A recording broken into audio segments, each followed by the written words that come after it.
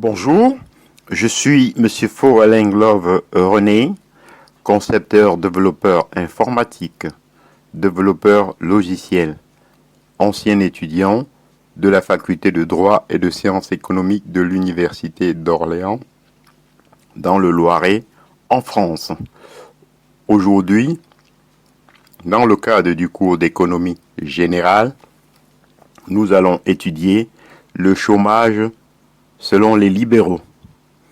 En effet, nul ne doit faire peser sur la société le fardeau de sa paresse ou de son imprévoyance, disait Adolphe Thiers, 1797-1877. En 1850, paresse, mauvais calcul. Toute la pensée libérale sur le chômage reconduit inévitablement à ce genre de considération.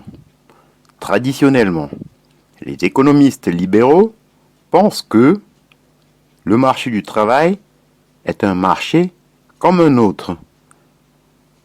Accessoirement que le travail est une marchandise, comme une autre.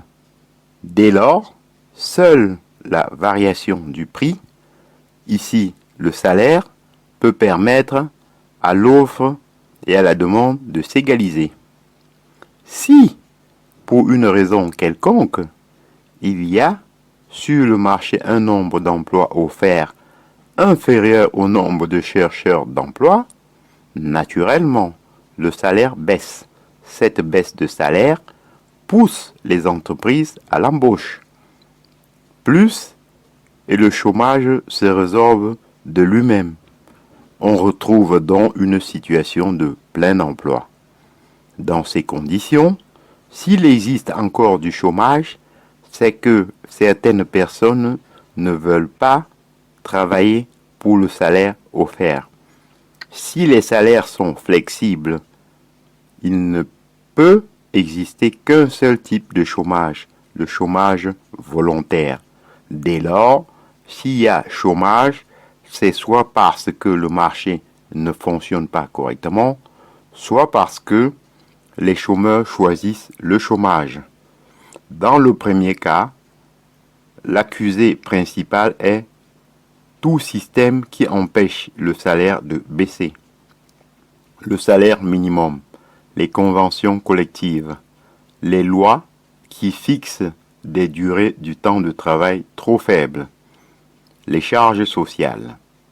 Dans le second cas, sont accusés tous les dispositifs qui peuvent favoriser le choix de ne pas travailler, notamment des indemnités chômage trop généreuses ou des revenus de substitution mis en place par une solidarité publique excessive, RMI, RSA, allocation familiale, etc.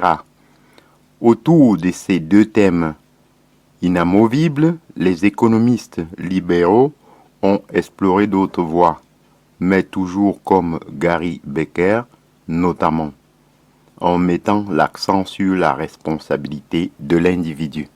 Ainsi, j'en ai donc terminé avec le chômage selon les libéraux. Je vous en remercie.